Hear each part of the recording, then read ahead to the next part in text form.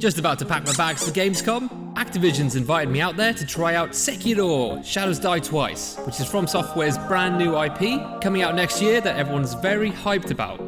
Will it be the evolution of Dark Souls? Let's find out.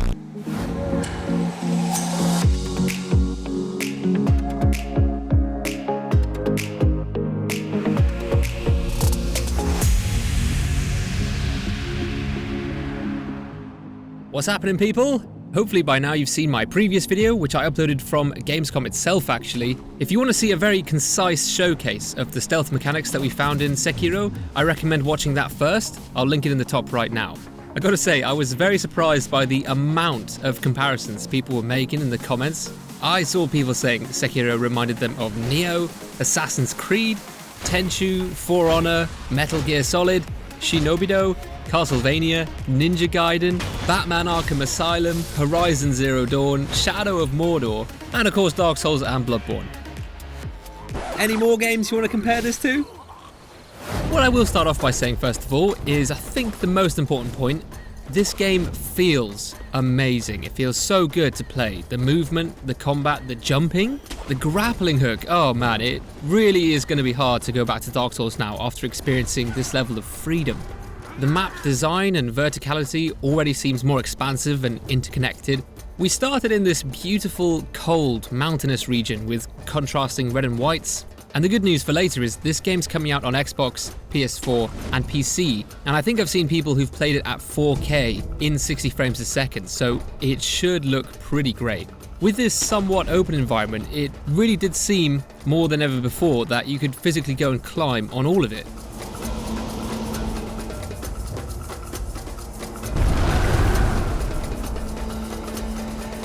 Although there are only specific spots where you can grapple to, where this green symbol appears basically, those are the points you can grapple to. Generally these spots are tree branches and ledges that stick out and so on, although you can even grapple onto large enemies themselves at certain points, like the chained up ogre that was there for example. You can jump, finally. We needed a good jump in a Souls-like game, and you can even double jump to go up vertical surfaces as well as grab hold onto some ledges.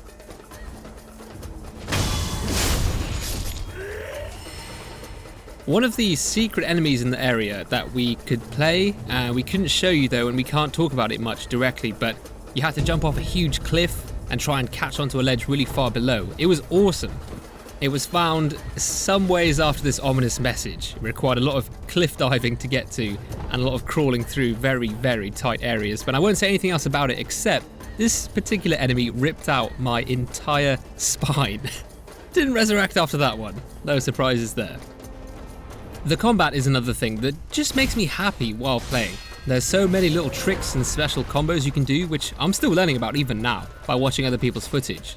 I figured out you could hold down block and then attack to do a fluid spinning double slash. And also you can just hold down the attack button by itself to do a longer thrust. And apparently, as I'm sure you've seen by now, you can pull off combos with your prosthetic weapons.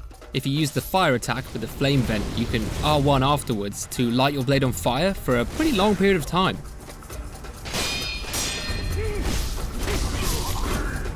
Similar combinations work for the other prosthetic weapons we had, like these moves right here for example.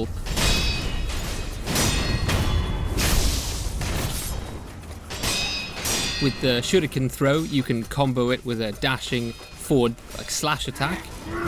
Some of this footage is from a YouTuber called Alyce that I met at Gamescom, and also from Vaatividya, who I'm sure needs no introduction. We ended up giving each other our footage so that we could all combine what we had collectively for our videos, so we can use both on our channels, but they've both got some really good stuff as well, like all these prosthetic combos you're seeing, so check out their channels in the description for more of that.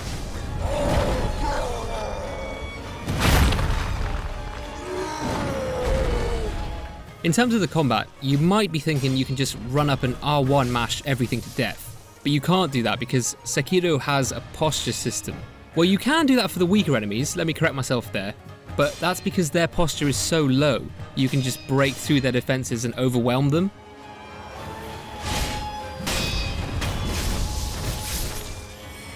Any stronger mid-level enemies will block every single standard attack you make if they're directly engaged in combat with you, and they will hyper armor through your attacks and hit you harder than you hit them. This is a sword-on-sword fighting system where you're fighting to knock your opponent off balance, essentially. That's kind of a way to look at it. This bar, which appears in the top center of the screen, is your enemy's posture, and the one at the bottom that appears is your posture. Your aim in combat is to block your opponent's attacks and counterattack with your own when you get an opening. Doing both of these things will fill up your opponent's posture bar until it starts flashing, and then you will get a chance to perform a critical attack.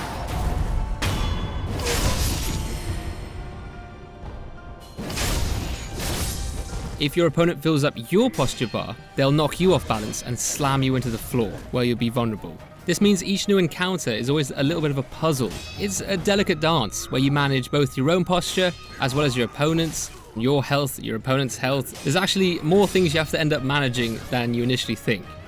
There will be ways to bypass the posture battles sometimes, and by that I mean there was a shielded attacker which I couldn't effectively deal with. However, using the prosthetic loaded axe, you could simply smash his wooden shield to pieces and then execute him. Later on in the level, a chained ogre breaks free, and I pull off the greatest grapple hook escape in history. Clip it and stick it on social media, go ahead, you have my blessing. So this enemy was clearly tough, but turns out he's frightened of fire, so using the flame vent prosthetic weapon left him temporarily incapacitated. This lets me get in a lot of free damage and reduces posture at the same time.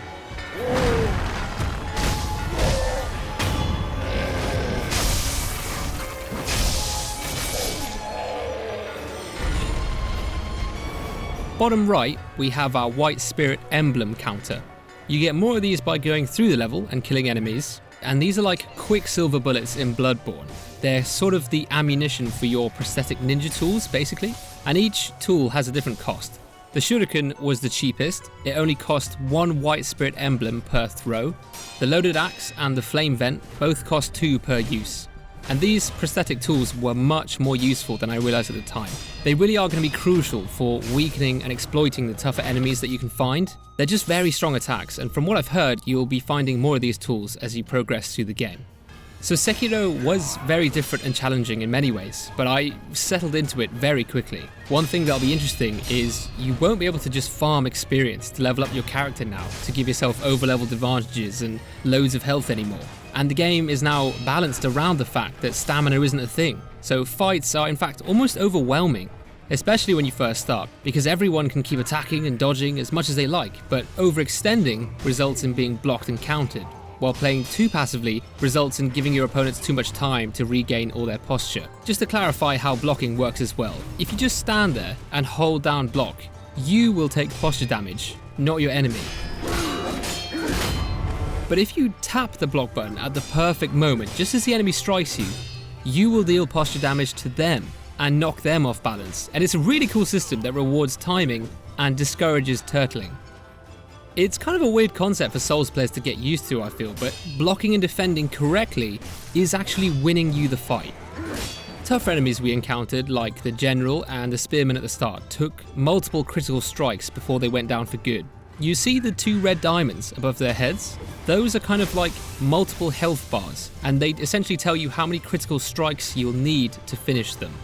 So 2 diamonds means twice each for these enemies. And I can't talk much about the corrupted monk boss, sadly, but I will say the boss had 3 diamonds. So you had 3 whole stages where you had to deplete its posture and critical strike it 3 separate times, and even then there was actually a bit more to do afterwards, but I believe I'm not supposed to talk about it, so I'll play it safe. Let's just say it was in a location with sheer drops on either side, okay? You really had to have tight rein over your jumps and grapples, but sometimes you slip and fall to your death. It happens, we've all experienced this in Souls games. Except, it's not straight up death anymore. They finally nerfed gravity, boys. I'm not joking. When you fall down a lethal drop now, what happens is you respawn close by, but with a big health loss.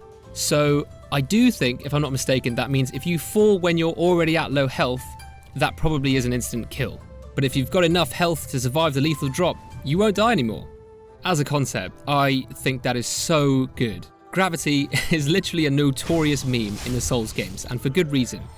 And I think especially in a game like Sekiro, where there's such an emphasis on the vertical level design, instant death falls would just be very frustrating. And at the end of the day, there isn't fall damage in this game either, so I think they just want you to feel encouraged to grapple and jump around the levels freely. As well as this surprising nerf to gravity, we have another notorious offender that's been addressed, and that is the camera. It is a small thing, but people said I should point it out, and it does make much more of a difference than you think. Objects in the foreground blocking your view now have their transparency lowered. It's nothing new or groundbreaking, no one's saying that, but it helped. I definitely didn't have too many frustrations with the camera in this demo as far as I remember. So overall, I think you should expect a more character-focused action RPG experience with slightly less customization than we've come to expect, but more of a tightly woven, tailored experience as a result. I know people keep comparing this game to all sorts of crazy things, but I think Tenchu and Dark Souls are good comparisons. Taking out leveling and collecting armor and weapons and speeding everything up means it has less of an RPG focus, I'd say, and instead prioritizes the action. And I think that switch in emphasis actually creates a really fun, engaging experience that just keeps flowing with no downtime. I really didn't feel like this game was stopping me doing anything or holding me back. As much as it hurts me to admit this, I have to imagine this carries over to their lack of multiplayer choice. I guess limiting their focus means they can perfect what they make. With no co-op or invaders to balance, they can finally create a really refined single-player experience and do things that maybe they couldn't do if the game had multiplayer. However, you know me and my channel, I've always loved the multiplayer aspect of the Souls games, and I still can't stop dreaming about what Sekiro invasions would look like. Can you imagine the grapple hook chases and executions? It would be insane. I guess we can always hope for DLC, expansion down the line maybe. Throw in an arena from Soft, you know you want to.